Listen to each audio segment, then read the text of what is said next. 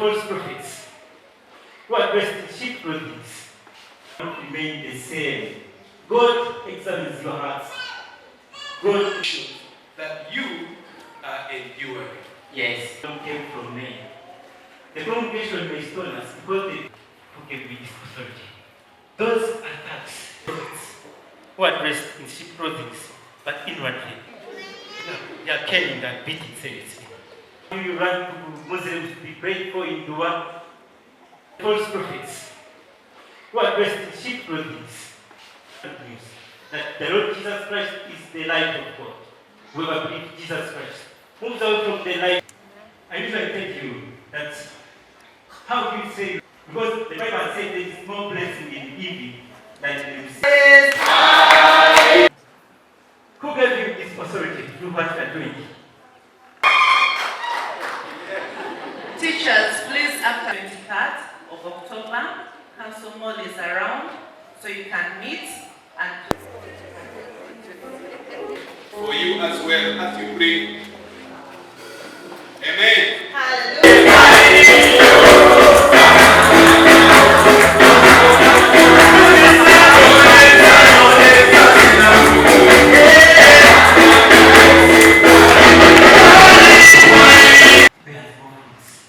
How can we bear more fruits when we are not in God?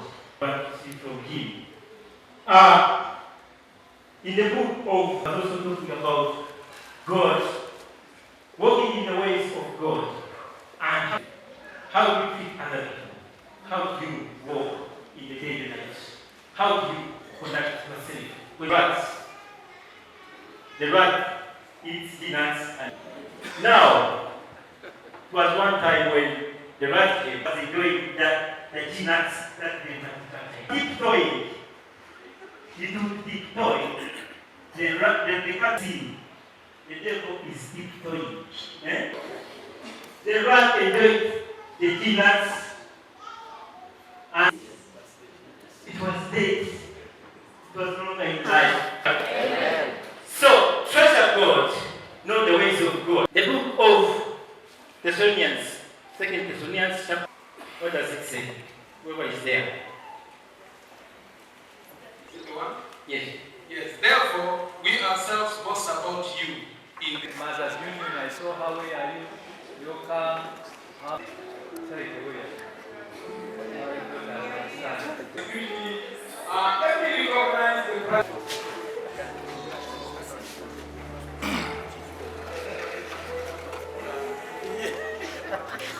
And then Can jump on you and the word and become a box for you. Lord Jesus Christ has come.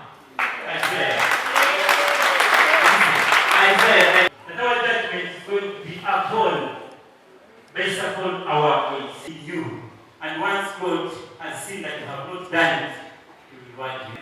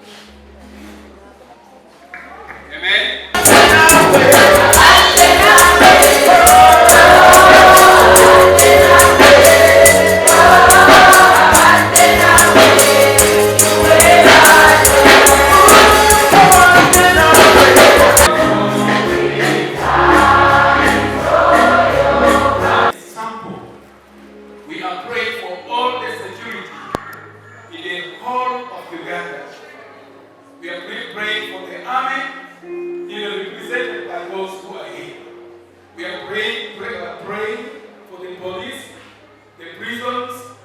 We are praying for the other private security organs. We want to pray that God will also watch over them. Many times we do not pray for their personal needs. Some of them have families. Some of them have sick people. Some of them have challenges that go through their way. And let us all, as I pray here, peace and order in their personal lives. May you be the Lord of their lives. May you.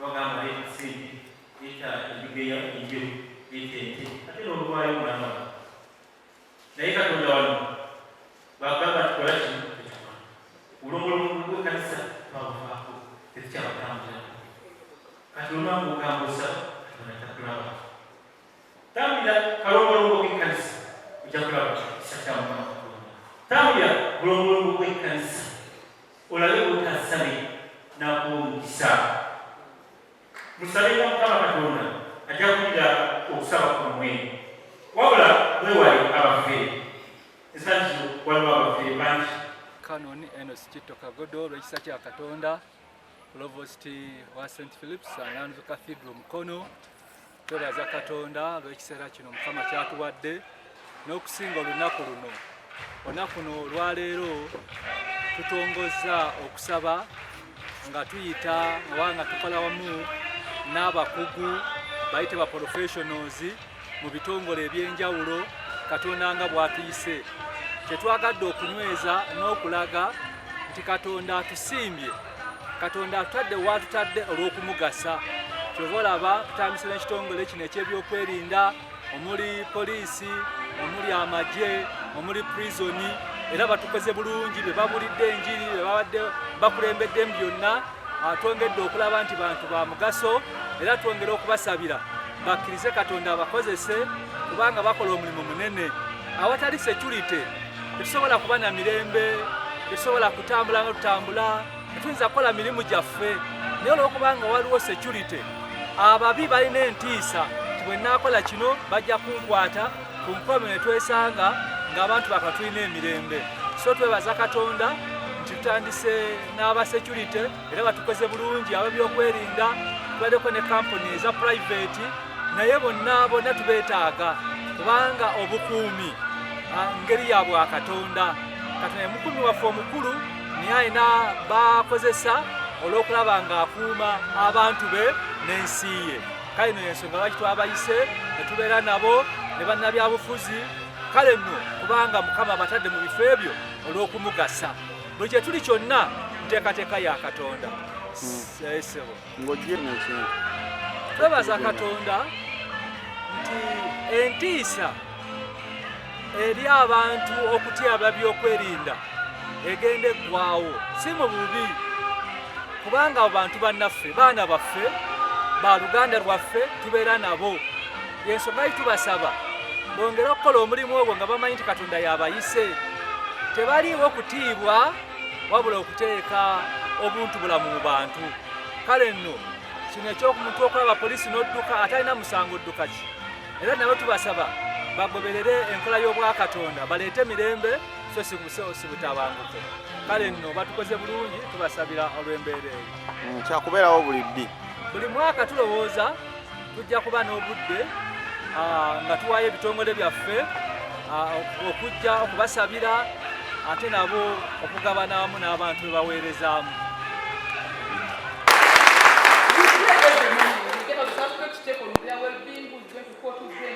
But before we do that, we open with a prayer. I have a very strong team of detectives. Stand up.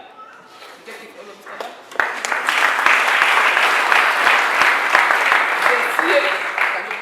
The CLO. In charge of communication. The one in charge communication. Emukono. Those radio calls you see around the communication here. The team from the cameras. Kubiriza okubeera nga beenyigira mu kugenda mu bifo ebisinzizwamu, mu makanisa, mu makereziya, mu mizikiti. So ebifo byonna buli omu eddiini ye kyemu kyakkiririzaamu, tubakubiriza babe nga beenyigira mu kusaba, mu kusaala, buli omu mu ddiini ye. Ekijja tuyamba okuba ne abantu abakakkamu, abantu abatazza misango, naffe nga poliisi kibe nga naffe kigonza ku mirimu gyaffe. Bawa sabbiiti ne banaakulira okusaba. So eyaleero eya nga 2 ebadde yaffe Abebyokwerida, so gye tukulidde ng'olabye okubuulira, okusoma ebitundu, okuyimba. So sabbiiti yatuweebwa eddako ndoza ajja kuba yabasomesa n'endala.